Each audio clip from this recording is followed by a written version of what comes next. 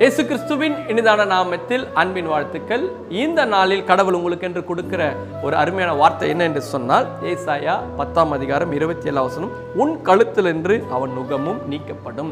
இன்றைக்கு அநேகருடைய வாழ்க்கையில பார்க்கும்போது இந்த சத்ருவான வருகிற சில தாக்குதல் அவங்க சரீரத்தில் உணரப்பட வேண்டிய ஒரு இடத்துல இருக்கிறாங்க. ஆனா இது சிலருக்கு புரியாது. ஆனா சத்ருவின் தாக்குதலை காணப்படணும் மாத்திரம் நன்கு புரிய வரும். ஆரம்பத்தில் என்கிட்ட கூட நிறைய பேர் சொல்லுவாங்க, பிரதர் யாரோ கழுத்துல ஏறி அமர்ந்த மாதிரி இருக்குது, யாரோ உட்கார்ந்து இருக்கிற மாதிரி இருக்குது, என்னால சரியா கழுத்தை அசைக்க முடியலன்னு சொல்லுவாங்க.